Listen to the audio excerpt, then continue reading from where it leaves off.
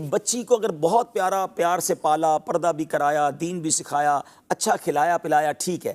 اب جب شادی کی باری آئی تو کیا دیکھا کہ وہ سامنے والے کا گھر کتنا بڑا ہے، گاڑیاں کتنی ہیں، یہ دیکھا کہ اس کا عقیدہ کیا ہے، وہ دیندار کتنا ہے۔ ہم نے ایسا بھی دیکھا اشفاق بھائی، پوری زندگی اپنی بچی کو پردہ کروایا اور شادی کے بعد وہاں جا کے برقعے اتر گیا، کیوں گیا؟ وہ سسرال والے منع کرتے ہیں۔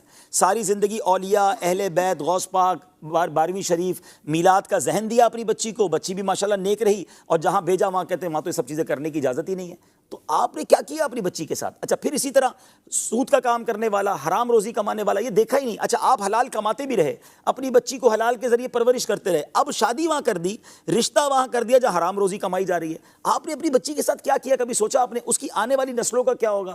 اس کی نسل اگر اللہ نہ کرے بدعقیدہ ہو گئی تو اس کا جواب دہ کون ہوگا؟ تو کیا دیکھیں؟ اچھا دیکھنے کے لیے تو باپ نے کیا نا، کون باپ برا چاہتا ہے؟ اس نے بینک بیلنس، دولت، گاڑی بنگلہ دیکھا، صحیح اچھا نہیں کیا اس نے۔ سب سے بڑی بات یہ کہ ہماری چیک لسٹ ہی غلط ہے۔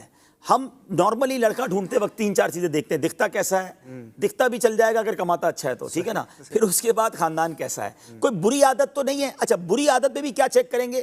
وہ بری عادت جو معاشرے میں بری ہے، نشہ تو نہیں کرتا، چوری تو نہیں کرتا ہے۔ اچھا یہ نہیں سوچیں گے کہ نماز پڑھتا ہے کہ نہیں پڑھتا، کوئی نماز نہ پڑھنے سے زیادہ بری عادت کون سی ہے؟ اچھا حرام کا پیسہ بہت ہے، لیکن یہ پیسہ آتا کدھر سے ہے؟ سود کا کاروبار ہے، رشوت کا کاروبار ہے، نوکری کرتا ہے 50,000 کی، گھر میں گاڑیاں کھڑی ہیں، تو کدھر سے آئے یہ سارے پیسے؟ یہ کوئی سوچتا ہی نہیں ہے۔ تو پہلے چیک لسٹ کیا ہونی چاہیے؟ فرسٹ آف آل، چاہے لڑکی تلاش کریں چاہے لڑکا تلاش کریں، کہ اس کا ایمان اور عقیدہ کیا ہے۔ سب سے مین چیز یہ ہے، عقیدہ ہی کچھ اور ہے اور ہم اپنے نیا خاندان بننے جا رہا ہے، آنے والی نسلوں کا کیا ہوگا؟ اسی طرح اگر لڑکے مجھے سن رہے ہیں، نوجوان سن رہے ہیں، بڑی پیاری روایت کتابوں میں لکھی نا کہ اپنے ہونے والے بچوں کے لیے اچھی ماں تلاش کرو، یعنی یہ بچوں کا حق ہے جو بعد میں پیدا ہوں گے کہ ان کے لیے اچھی ماں تلاش کریں۔ تو ماں نیک ہو، دیندار ہوگی تو بچے بھی نیک بنیں گے، با پردہ ہو۔ تو لڑکے بھی اپنے لیے اگر تلاش کرتے ہیں، اپنی ماں، اپنی فیملی کو کہتے ہیں، تو پہلے کہیں کہ اس کا عقیدہ، اس کا ایمان چیک کریں، پھر وہ نمازی ہے کہ نہیں، دیندار ہے کہ نہیں۔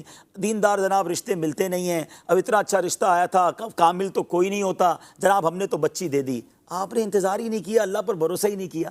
آپ یقین کریں اگر آپ نے صرف اس لیے رشتہ نہیں کیا کہ آپ کو اللہ والا نیک رشتہ چاہیے اور حلال کمانے والا چاہیے، آپ اللہ کی ذات سے امید رکھیں، اللہ غیب سے ایسا رشتہ بھیجے گا۔ اچھا ایک بات میں اور سمجھا دیتا ہوں، بات طویل ہو گئی، کہ مثال کے طور پہ آپ نے بہت مالدار دیکھا اور وہ اللہ کو ناراض کر رہا ہے، کما ایسے رہا ہے کہ اللہ کو ناراض کر رہا ہے، عادت ایسی ہے کہ رب ناراض ہے۔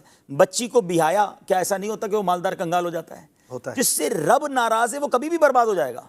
اچھا ایک ایسے گھرانے میں دیا جو بظاہر اتنے مالدار نہیں لیکن اللہ کو راضی کرتے ہیں، نیک لوگ ہیں، حلال کماتے ہیں، نمازی ہیں، دیندار ہیں، آپ نے بچی دی، اللہ نے اس کی دنیا اچھی کر دینی ہے۔ تو سب سے پہلے یہ دیکھیں کہ میں جدھر اپنی بیٹی دے رہا ہوں یا اپنے بیٹے کا رشتہ کر رہا ہوں، وہ جو خاندان جڑ رہا ہے اس سے رب راضی ہے کہ نہیں۔ وہ کام کیسے طے کریں کس سے رب راضی ہے؟ ہم طے نہیں کر سکتے۔ سمپٹمز کچھ بھائی شرابی کو دیکھ کر تو پتہ چل جائے گا نا کہ اس کی حرکتیں کیا ہیں، ٹھیک ہے نا۔ ایٹ لیسٹ نماز پڑھنے والا ہو، دیندار ہو، حلال روزی کمانے والا ہو، خدا والا ہو، سب سے پہلے عقیدہ ٹھیک ہو، پھر اس کے بعد خیر انشاءاللہ۔ الحمدللہ میں جانتا ہوں، مزے کی بات ہے کہ ہمارے رشتہ داروں میں ہی ایک بہت، میں نام لوں تو آپ حیران ہو جائیں گے، اتنے بڑے گھرانے کا رشتہ آیا اور جس کے یہاں رشتہ آیا وہ اتنے مالدار نہیں ہیں، اور وہ بلینرز تھے، بلینرز تھے، ان کا عقیدہ درست نہیں تھا۔ انہوں نے مجھے فون کیا کہ رشتہ آیا، اچھا بیٹی کے لیے رشتہ آیا، وہ بیٹی والے تھے، کہ میری بیٹی کے لیے رشتہ آیا ہے لیکن میں صرف اس لیے منع کر رہا ہوں کہ یار میں جن عاشقان رسول میں اپنی بچی دینا چاہتا ہوں یہ وہ لوگ نہیں ہیں۔ مجھے اتنی خوشی ہوئی، حالانکہ وہ خود بظاہر مذہبی حلیے والے بھی نہیں تھے، لیکن الحمدللہ اللہ پاک نے کسی اور جگہ